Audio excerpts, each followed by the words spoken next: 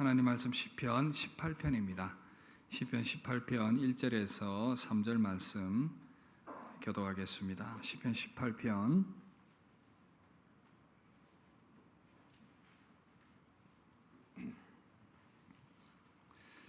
찾으신 줄 알고 교독하겠습니다. 나의 힘이신 여호와여, 내가 주를 사랑하나이다. 여호와는 나의 반석이시요 나의 요새시요 나를 건지시는 이시요 나의 하나님이시요 내가 그 안에 피할 나의 바위시요 나의 방패시요 나의 구원의 뿌리시요 나의 산성이시로다. 함께 봅니다. 내가 찬송 받으실 여호와께 아뢰리니 내 원수들에게서 구원을 얻으리로다. 아멘. 할렐루야. 이 시간 나의 구원과 힘이 되시는 하나님이라는 제목으로 함께 말씀 나누도록 하겠습니다.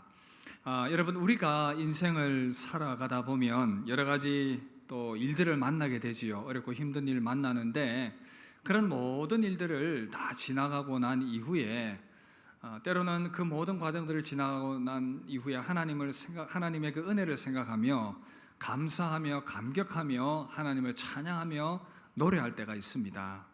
오늘 우리가 읽은 이 시편 18편에도 보니 다윗이 참 곤고한 그런 인생의 과정들을 지나고 난 이후에 하나님께 감사와 찬양의 고백을 올려드리고 있습니다. 이 시편의 앞부분 타이틀에 이런 제목이 붙어 있어요. 여호와께서 다윗을 그 모든 원수의 손에서와 사울의 손에서 건져주신 날에 다윗이 이 노래의 말로 여호와께 아뢰어 이르되, 이렇게 제목을 달고 있습니다. 여러분, 다윗의 인생을 여러분들이 잘 아실 텐데 그 사울 왕의 집요한 공격과 추적, 그리고 이 주변의 많은 대적들의 공격을 받으면서 그가 참 힘든 시간들을 보냈습니다. 그 과정들이 얼마나 고통스러웠던지 우리가 읽진 않았지만 시편 18편 3절 이후에 쭉 이 내용들을 보면 그의 고백이 이렇게 담겨 있습니다. 사망의 줄이 나를 꽁꽁 묶어버렸다. 나를 파괴하려는 거대한 파도가 나를 삼켜버렸다. 죽음의 그림자가 나를 휘둘렀다. 난 이제 너무 소망이 없다. 괴롭다. 그런 어떤 이 고백들로 나아가고 있습니다. 그러나 여러분, 너무 감사한 것은 다윗이 이러한 어려움과 고난의 시간들을 보내었지만 결국은 이 모든 과정들을 지나고 나니 참 모든 것들이 하나님의 은혜였고 감사의 제목이었던 것입니다. 그래서 시편 18편에서 그 감격을 담아서 하나님을 향하여 노래하며 찬송하고 기뻐하고 있습니다. 여러분, 우리도 인생의 여러 가지 상황들 가운데에서 힘들어하고 고통할 때가 있습니다. 그러나 그런 모든 과정들을 다 지나가고 난 이후에 하나님께서 우리의 삶에 이런 기쁨과 감격을 주실 그 날이 있음을 믿습니다.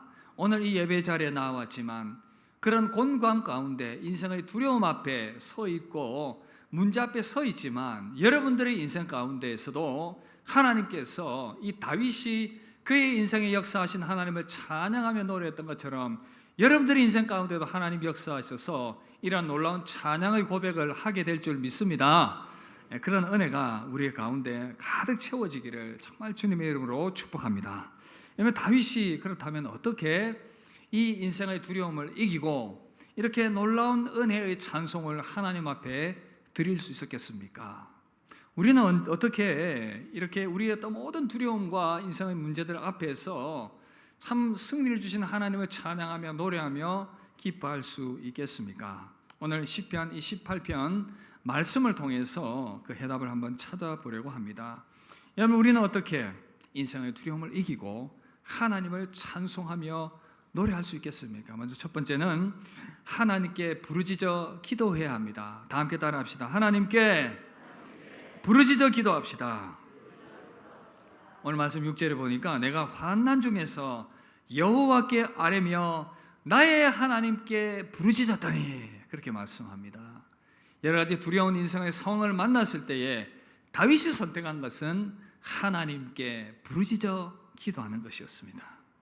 여러분, 인생의 문제 앞에서 담대히 하나님 앞에 우리는 부르짖으며 기도하며 나아가야 합니다. 여러분, 그런데 안타까운 것은 때로는 우리가 이렇게 하나님께 부르짖으며 기도하며 나아가야 한다는 것을 알고 있지만 그렇게 잘 되지 못할 때가 있습니다. 어떨 때 그렇습니까? 우리 믿음이 연약할 때 그럴 수가 있습니다. 기도의 능력을 신뢰하지 못할 때 그럴 수가 있습니다.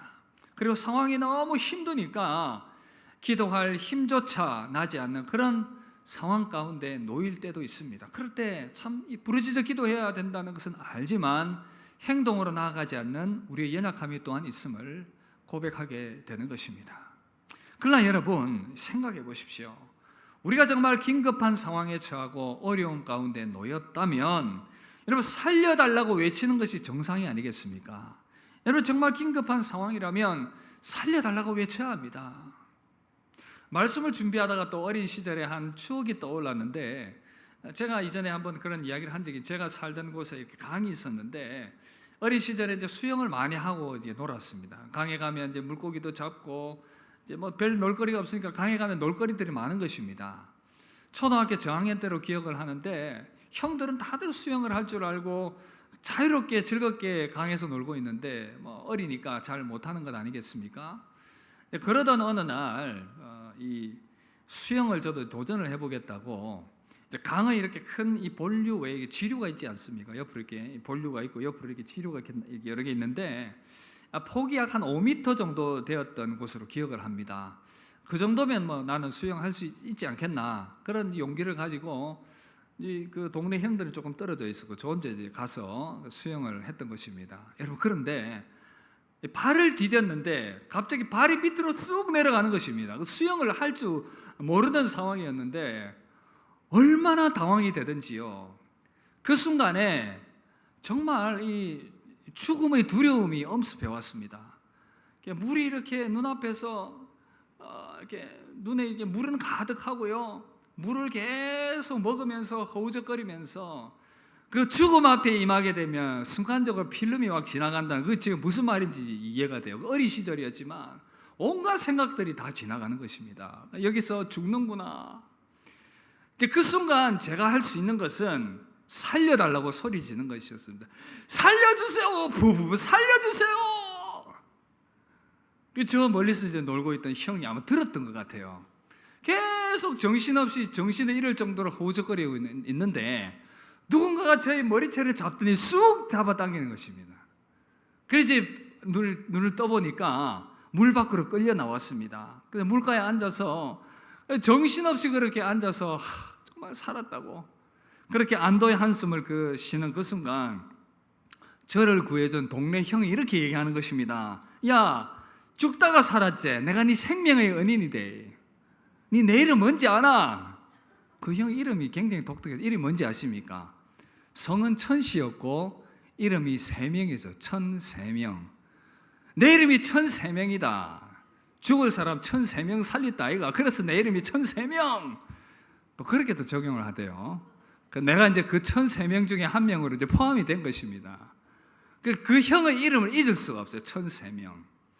혹시 유튜브를 통해서 천세명 형이 이 방송을 이 설교를 듣고 있다면 연락을 좀 주십시오. 이제 감사 인사를 해야 되겠습니다. 그 형 아니었으면 제가 여러분들 앞에 뭐 서지도 못하지 않았을까. 그래서 제가 구원받았습니다. 그 천세명 형으로부터. 여러분 제가 그 순간 물에 빠져서 허우적거리면서 할 수 있었던 유일한 것은 소리치는 것이었습니다. 살려달라고 소리치는 것. 여러분 우리 인생에 위기가 놓였을 때에 여러분 하나님을 향하여 살려달라고 소리치며 부르짖어 기도할 수 있기를 바랍니다. 여러분 우리가 기도할 수 있는 근거, 다윗이 인생의 환난 가운데서 하나님께 성전에 나아가서 기도할 수 있었던 근거, 하나님이 살아계시고 하나님이 나의 기도를 듣고 계신다라는 이 확신이 있었기 때문에 다윗은 하나님의 성전에 나아가서 기도할 수 있었습니다. 여러분 하나님은 살아계십니다. 하나님은 우리의 기도를 듣고 계십니다. 부르짖어 기도하는 우리 기도 가운데 하나님이 듣고 계시다라는 사실. 여러분 우리가 기도하는 것은 기도할 대상이 있기 때문이고 하나님이 우리의 기도를 듣고 있기 때문에 우리는 기도할 수 있는 것입니다. 더 나아가서 우리의 기도가 더욱더 효력을 발휘하는 것은 우리가 하나님의 자녀이기 때문에 그렇습니다. 여러분, 자녀가 고통 가운데 있고 어려움 가운데 있어서 그래서 부모를 향하여 도와달라고 소리치는데 도와주지 않을 부모가 누가 있겠습니까? 우리는 예수 그리스도 안에서 창조주 하나님과 특별한 관계를 형성했기 때문에, 하나님은 이제 창조주 하나님 우리 아버지가 되시기 때문에 하나님을 향하여 우리는 담대히 기도할 수 있는 것입니다. 그래서 주기도문 시작부터 어떻게 시작합니까? 하늘에 계신 우리 아버지요, 하늘에 계신 우리 아버지요. 그래서 우리는 하나님께 담대히 기도할 수 있습니다. 부르짖어 기도할 수 있습니다. 예레미야 29장 12절 13절 뭐라고 말씀합니까? 우리 이 말씀 함께 읽도록 하겠습니다. 시작. 너희가 내게 부르짖으며 내게 와서 기도하면 내가 너희들의 기도를 들을 것이요 너희가 온 마음으로 나를 구하면 나를 찾을 것이요 나를 만나리라. 할렐루야. 여러분, 이 약속의 말씀 믿으십니까? 너희가 내게 와서 부르짖으며 내게 와서 기도하면 내가 너희 기도를 듣겠다. 하나님 약속하시며 말씀하고 있습니다. 이렇게 하나님을 향하여 나아가서 인생의 환난 가운데서 부르짖으며 기도할 때에 어떤 결과가 나타납니까? 하나님으로부터 응답이 오게 되는 것입니다. 창조주 하나님, 우리 아버지신 하나님께서 우리 기도를 듣고 계시기 때문에 반드시 어떠한 모양으로든 응답이 오게 되어 있습니다. 시편 50편 15절 이렇게 말씀합니다. 환난 날에 나를 부르라. 내가 너를 건지리니 내가 나를 영화롭게 하리로다. 환난 날에 하나님께 부르짖게 될 때에 왜 하나님께 영광이 되고 하나님을 영화롭게 하겠습니까? 우리 기도 가운데 응답해 주시는 그 역사를 경험하면서 그 응답의 역사 가운데에서 우리의 삶에 일하시는 그 하나님의 역사를 바라보면서 우리는 하나님을 영화롭게 할 수 있는 것입니다. 그래서 오늘 말씀에서도 다윗이 6절을 보시면 그가 그의 성전에서 내 소리를 들으시며 그의 앞에서 나의 부르짖음이 그의 귀에 들렸도다. 다윗이 두려움 가운데에서 하나님께 기도했더니 하나님이 그 기도를 들어주시고 응답해 주셨던 것입니다. 여러분, 인생의 어려움과 두려움과 환난의 시간을 지나고 있습니까? 하나님께 부르짖으시기를 주의 이름으로 축복합니다. 하나님은 우리 아버지가 되시기 때문에 우리가 부르짖어 기도할 때에 우리 기도 가운데 응답해 주실 것입니다. 그 응답을 경험함으로 하나님을 영화롭게 하는 여러분 되시기를 주님의 이름으로 축복합니다. 그럴 때 우리는 하나님을 찬송할 수 있습니다. 여러분, 이것이 첫 번째 여러분들을 향한 도전입니다. 우리가 어떻게 인생의 두려움을 이기고 하나님을 찬송할 수 있을 것인가? 먼저는 하나님께 부르짖어 기도하는 것입니다.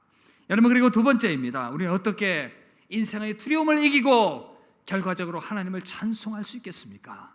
바로 하나님이 나의 구원자임을 믿어야 하는 것입니다. 함께 따라합시다. 하나님이 나의 구원자이십니다. 여러분, 이것을 꼭 신뢰해야 합니다. 다윗은요, 인생의 두려움 가운데에서 그를 구해줄 수 있는 유일한 구원자는 바로 하나님이십니다. 이것을 깊이 경험했고 체험을 했습니다. 그렇다면 여러분, 다윗이 이 구원자 하나님을 실제적으로 경험하고 느꼈던 그러한 실제적인 경험 어떻게 가능했겠습니까? 그 안에서 여러분, 여기서 두 가지를 말씀드리고 싶은데, 하나는 하나님의 통치를 신뢰하면서, 그리고 또 하나는 하나님을 피난처로 의지하면서 다윗은 이 구원의 하나님을 경험했던 것입니다. 여러분, 구원의 하나님을 경험하는 첫 번째 방법, 하나님의 통치를, 하나님의 섭리를 신뢰하는 것. 여러분, 이것을 우리가 꼭 기억하실 수 있기를 바랍니다. 다윗이 구원의 하나님을 경험했던 첫 번째 방법이 바로 이 하나님의 통치를 신뢰하는 것이었습니다. 다윗이 그의 인생에 드리워지는 모든 두려움들, 사울이 집요하게 추격하고 죽이려고 하는 그 상황 가운데에서 자기는 피할 수 없다라고 생각하는 그 순간 하나님의 통치를 그가 생각을 합니다. 하나님의 섭리를 그가 생각을 합니다. 그 내용이 이 7절부터 16절까지 내용에서 쭉 소개되고 있는데 우리가 읽지는 않았습니다. 그러나 전반적인 내용은 이것입니다. 하나님께서 천지 만물을 붙드시고 진동하시고 놀랍게 일하신다는 것, 땅이 진동하고 산들이 요동하고 또 하나님께서 바람 날개를 타고 높이 솟아오르신다, 하늘을 들이우고 강림하신다. 이 모든 것들을 통해서 다윗이 고백하고 있는 핵심은 뭐냐면 모든 천지 만물을 다스리시고 통치하시고 섭리하시는 하나님, 그 하나님을 지금 다윗이 고백을 하고 있는 것입니다. 그리고는 16절에서 이렇게 고백합니다. 그가 높은 곳에서 손을 펴사 나를 붙잡아 주시며 많은 물에서 나를 건지셨도다. 사랑하는 성도 여러분, 하나님의 통치를 신뢰하십니까? 하나님의 다스리심을 신뢰하십니까? 하나님의 섭리를 신뢰하십니까? 근데 의외로 이러한 믿음으로 나아가지 못하는 분들이 많이 있어요. 심지어 믿음 안에 있으면서도 하나님 천지 만물을 창조하셨다, 그것은 오케이, 내가 믿음으로 받아들일 수 있습니다. 그런데 하나님이 창조 이후에도 모든 것들을 다스리고 섭리하고 계시다, 이것은 글쎄요, 그렇게 말하는 분들이 있어요. 이런 생각을 갖게 된 배경에는 18세기 계몽주의 사상, 그 가운데서 나온 이신론이 자리 잡고 있습니다. 이신론, 데이즘이라고 얘기를 하는데, 이신론은 하나님이 창조하셨지만 그 이후에는 방치하고 계시다, 자동적으로 세상은 돌아가고 있다라고 생각하는 그러한 생각입니다. 여러분, 이러한 생각은 잘못된 것이요, 성경적인 믿음이 아닌 것입니다. 하나님께서는 천지 만물을 창조하셨을 뿐 아니라 모든 자연과 모든 세상을 지금도 운행하고 계심을 믿으시기를 바랍니다. 지금도 하나님께서는 모든 것들을 운행하고 다스리고 계시다라는 사실입니다. 여러분, 이 믿음이 우리 안에 필요합니다. 이 세상의 모든 존재하고 있는 것들, 땅과 물과 하늘과 구름과 바다뿐 아니라 모든 살아있는 생명체와 그리고 천체의 운행과 모든 것들을 하나님께서 친히 운행하고 계시다라는 사실. 여러분, 창조물 중에 가장 귀한 존재가 누구이겠습니까? 여러분들이 묻겠습니다. 하나님이 창조하신 창조물 중에 가장 귀한 존재가 누구이겠습니까? 누구이겠습니까? 맞습니다. 사람입니다. 왜냐하면 하나님께서 우리를 하나님의 형상대로 지으셨기 때문입니다. 그러나 여러분, 사람 중에서도 더 귀한 존재가 누구이겠습니까? 바로 성도들입니다.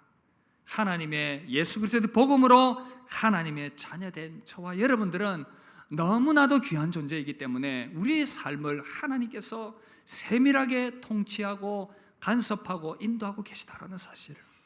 마태복음 6장 28절 30절에 보면 예수님께서 이 부분을 정확하게 말씀해 주셨습니다. 우리 함께 읽도록 하겠습니다. 시작. 또 너희가 어찌 복을 위하여 염려하느냐? 들의 백합화가 어떻게 자라는가 생각하여 보라. 수고도 아니하고 길쌈도 아니하느니라. 그러나 내가 너에게 말하노니 솔로몬의 모든 영광으로도 입은 것이 이 꽃 하나만 갖지 못하였느니라. 오늘 있다가 내일 아궁이에 던져지는 들풀도 하나님이 이렇게 입히시거든 하물며 너희일까 보냐, 믿음이 작은 자들아. 예수님의 말씀의 핵심이 무엇입니까? 세상 그냥 돌아가는 것 아니다. 하나님께서는 들풀도 기르시고 새들도 먹이신다. 하나님은 지금도 세밀하게 모든 것들을 운행하고 살피고 계신다. 그런데 하나님의 자녀된 너희들을 하나님이 돌보고 있지 않겠느냐? 하나님의 통치의 손길로 너희들을 붙들고 있다. 무엇을 염려하고 근심하느냐? 주님이 그렇게 말씀해 주고 있다는 사실입니다. 여러분, 공중의 새도 먹이시고 들풀도 입히시는 하나님께서 저와 여러분들의 삶도 세밀하게 인도하고 계심을 믿습니다. 그 통치하시는 하나님께서 우리의 삶을 붙드시고 우리를 구원해 내신다라는 사실. 그래서 여러분, 이 통치를 믿으시며 평강을 얻게 되기를 주의 이름으로 축복합니다. 이렇게 우리는 하나님의 통치를 신뢰할 때에 그 구원의 하나님을 실제로 우리가 경험하며 평강을 누릴 수가 있습니다. 그리고 또 하나, 우리는 하나님을 피난처 삼으면서 구원의 하나님을 경험할 수가 있습니다. 하나님을 피난처 삼으면서 우리는 구원의 하나님을 실제로 경험할 수가 있습니다.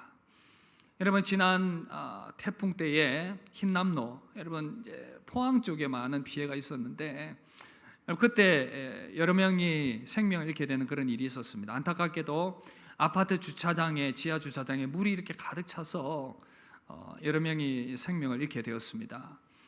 신문의 헤드라인에 나와 있는 기사를 보니 참 안타까운 사연이 실렸습니다. 50대 어머니가 아들과 15살 된 아들과 함께 주차장에 내려갔는데 갑자기 물이 들이닥치는 바람에 빠져나갈 수 없는 상황이 된 것입니다.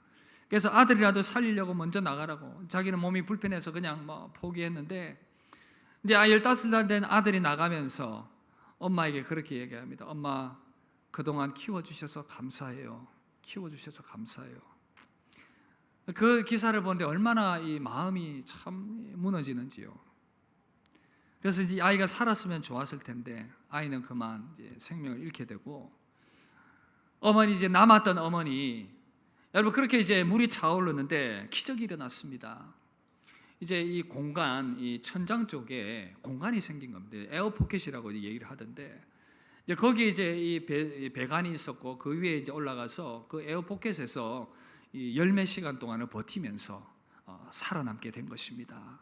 위기의 순간에 그 작은 에어포켓이 그 생명의 피난처가 되었던 것입니다. 여러분 다윗이요, 그의 인생을 지내오면서 하나님이 나의 피난처가 되신다라는 이 고백은 정말 많은 것을 담고 있습니다. 그가 죽음의 위기를 만날 때에 그는 산으로 피하면서 바위에도 피하면서 여러 이 굴에도 피하면서 이 피난처의 소중함을 깊이 느끼고 있었습니다. 그러나 다윗에게는 그러한 피난처보다 더 크신 피난처는 바로 하나님이심을 고백했습니다. 그가 아무리 피한다고 해서 하나님이 지켜주지 않으면 자기는 결코 자기 생명을 보전받을 수 없다는 것을 깊이 경험했던 것입니다. 뿐만 아니라 그가 전장에서 전쟁을 치룰 때에도 방패가 그를 보호해준 피난처가 아니었고 오직 하나님이 그를 보호해주는 보호자가 되시고 피난처가 되신다라고 고백을 했던 것입니다. 그래서 여러분, 이 시편 18편 이후에 보면 감동적으로 다윗이 자신의 이 신앙을 고백을 합니다. 시편 18편 29절 보시면, 내가 주를 의뢰하고 적군을 향해 달리며 내 하나님을 의지하고 담을 뛰어넘나이다. 내가 주를 의뢰하고 내 하나님을 의지하고 담을 뛰어넘나이다. 여러분, 만약에 여러분들이 그 치열한 전쟁의 상황 가운데 있다고 하면 상상을 해보십시오. 상상하고 싶지도 않지만 칼이 눈앞에서 왔다 갔다 하고 총알이 머리 위로 날아다니는 그 순간, 그 급박한 순간에 하나님을 의지합니다. 내 생명이 하나님께 있습니다 라고 고백을 하며 여러분들은 달려갈 용기가 있겠습니까? 다윗이 그러했다는 것입니다. 그렇게 하나님 의지하며 달려갔더니 하나님이 피난처가 되어주셨고 보호자가 되어주셨다는 것입니다. 그래서 그의 생명이 보전받게 되었다라고 고백을 하는 것입니다.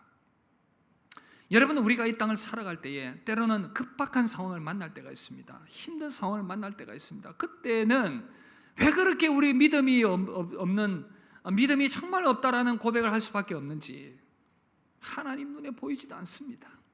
믿음이 발동되지도 않습니다. 그저 아이고 우약고 큰일 났다. 여러분, 그 위기 상황 가운데서도 하나님이 통치하고 계시니 하나님을 피난처 삼고 그 위기 가운데서도 구원하시는 하나님, 그 하나님을 믿음으로 바라보실 수 있기를 주의 이름으로 축복합니다. 다윗이 그렇게 하나님 의지했더니 하나님이 그의 피난처가 되어주셨습니다. 현실이 그렇게 두려워 보이고 하나님이 눈에 보이지 않는 그 상황 가운데서도 하나님을 신뢰하면서 하나님을 피난처 삼으며 기도하며 나아갈 때에 하나님께서 놀랍게 우리의 삶 가운데 역사하실 것입니다. 그래서 시편 46편 1절 3절 시편 기자는 어떻게 고백합니까? 우리 이 말씀 함께 읽도록 하겠습니다. 시작. 하나님은 우리의 피난처시요 힘이시라. 환난 중에 만날 큰 도움이시라. 그러므로 땅이 변하든지 산이 흔들려 바다 가운데 빠지든지 바닷물이 솟아나고 뛰놀든지 그것이 넘침으로 산이 흔들릴지라도 우리는 두려워하지 아니하리로다. 할렐루야. 사랑하는 성도 여러분, 혹 지금 인생의 위기 가운데 있습니까? 그렇다면 피난처 되신 하나님을 향하여 피하기를 주의 이름으로 축복합니다. 여러분, 하나님은 이 땅에서의 모든 문제에서의 피난처이실 뿐 아니라 우리 인생의 가장 궁극적인 두려움인 죽음 가운데서도 피할 피난처가 되심을 믿으시길 바랍니다. 여러분, 이것이 우리의 궁극적인 신앙의 모습인 것입니다. 믿음의 많은 선진들이 그렇게 살았습니다. 히브리서 11장에 보면 많은 믿음의 선진들이 죽음 앞에서도 두려워하지 않고 담대히 믿음을 지킬 수 있었던 이유, 바로 죽음 이후에도 우리의 생명을 책임지시고 영원한 생명으로 인도하실 하나님을 신뢰했기 때문인 것입니다. 히브리서 11장 16절 이렇게 고백합니다. 그들이 이제는 더 나은 본향을 사모하니 곧 하늘에 있는 것이라. 이러므로 하나님이 그들의 하나님이라 일컬음 받으심을 부끄러워하지 아니하시고 그들을 위하여 한 성을 예비하셨느니라.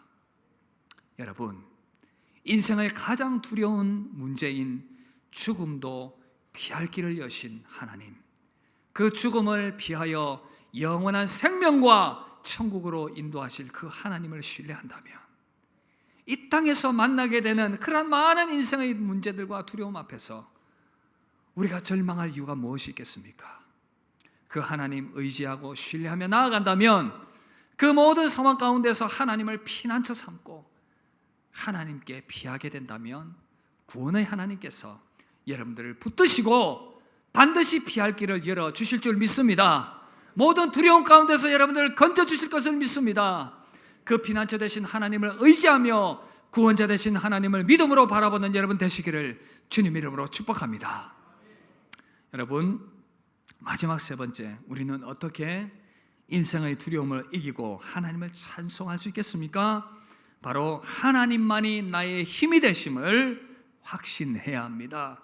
우리 세 번째 한번 따라 합시다. 하나님만이 나의 힘이 되심을 확신합시다. 여러분, 다윗에게 하나님이 유일한 힘이 되십니다. 하나님만이 유일한 힘이 되십니다. 이 고백을 했습니다. 여러분, 오늘 말씀 2절에 보면 하나님은 나의 구원의 뿔이 되십니다 라고 고백을 했습니다. 여러분, 이 뿔은 상징적인 의미로 힘을 상징합니다. 그래서 다윗은 하나님은 나의 힘이 되십니다 라고 고백을 했습니다.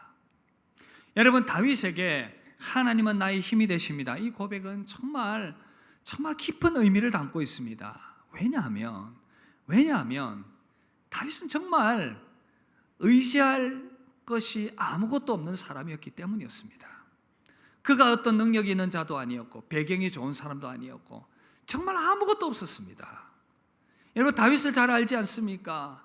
이새의 아들, 그 중에서도 막내, 그 중에서도 여러분 다른 일을 하는 것이 아니라 양을 치는 일, 천한 일, 험한 일을 하던 너무나도 보잘것없는 인생이었습니다. 여러분, 그래서 다윗이 이렇게 배경이 없고 전혀 이렇게 내세울 것이 없는 인생이었는데 하나님께서 그를 높이 세워주셨습니다. 그래서 그가 이제 사울의 이제 사위가 되려고 하는 그 상황, 사람들이 이렇게 얘기를 하고 그렇게 이제 미갈을 아내로 받아들일 그 상황 가운데서 여러분, 다윗이 고백했던 그 고백이 참 마음에 와닿았습니다. 여러분, 다윗이 뭐라고 얘기하는지 아십니까? 사무엘상 18장에 보면 여러분 이런 고백을 합니다. 나는 가난하고 천한 사람이라. 내가 감히 어떻게 왕의 사위가 될 수 있는가? 여러분, 이것이 다윗의 솔직한 고백이었습니다. 여러분, 그런데 다윗은요, 자기는 미천하고 부족하고 연약한 자이지만 하나님을 힘으로 삼았습니다. 그랬더니 그의 인생이 놀랍게 변화되기 시작했습니다. 그가 하나님을 힘삼고 이 양떼를 칠 때뿐 아니라 이제 골리앗과의 싸움 가운데서 그의 고백이 얼마나 감동적입니까? 골리앗을 향해서 너는 칼과 창과 단창으로 내게 나오지만 나는 만군의 하나님 여호와의 이름으로 너에게 나아간다. 나는 하나님, 나의 힘이 되신 하나님을 의지하며 나아간다. 그 이후의 결과는 여러분들이 너무나도 잘 아실 것입니다. 다윗이 하나님을 힘삼으면서 그의 인생을 세워나갔던 것입니다. 그리고 그 이후에도 다윗은 평생에 하나님만을 힘삼고 그렇게 살아갔더니 하나님께서 그를 놀랍게 세워주셨습니다. 사무엘하 8장에서도 다윗이 이제 왕이 되어서 주변 왕국들에게 쭉 정복을 하고 난 이후에 여러 번 등장하는 말씀, 그 말씀을 쭉 이렇게 보다가 사무엘하 말씀을 묵상하다 보니까 눈에 딱 뜨이는 몇 번의 반복되는 구절이 있었습니다. 바로 이것이었습니다. 다윗이 어디로 가든지 여호와께서 이기게 하시니라. 다윗이 어디로 가든지 여호와께서 이기게 하시니라. 그래서 여러분 오늘 말씀 18장 1절 시작부터 나의 힘이신 여호와여 내가 주를 사랑하나이다. 나의 힘이신 여호와여 내가 주를 사랑하나이다. 사랑하는 성도 여러분, 인생이 두렵게 느껴지십니까? 자신이 초라하게 여겨지십니까? 삶의 문제들 앞에서 어찌할 바를 몰라서 방황하고 있습니까? 인생의 많은 실패들 앞에서 여러분들을 학대하면서 그렇게 비하하고 있습니까? 오늘 다윗이 하나님을 힘을 삼았던 것을 여러분 다시 한번 여러분들에게 한번 적용을 해볼 수 있기를 바랍니다. 나는 비록 연약하고 부족하고 모자라는 존재이지만 하나님이 나의 힘이 되시면 나는 승리할 수 있다. 나는 보잘것없지만 나의 힘이 되신 하나님을 의지할 때에 지금의 이 모든 어둠과 고난의 터널을 뚫고 나가서 나는 승리할 수 있다. 이 확신을 여러분들이 가질 수 있기를 주의 이름으로 축복합니다. 그래서 그 힘 되신 하나님 의지하면서 모든 두려움을 이겨나가며 승리하는 여러분들 되시기를 주님 이름으로 축복합니다. 말씀 마무리하겠습니다. 여러분, 하나님의 말씀은 우리에게 수많은 약속들을 담고 있습니다.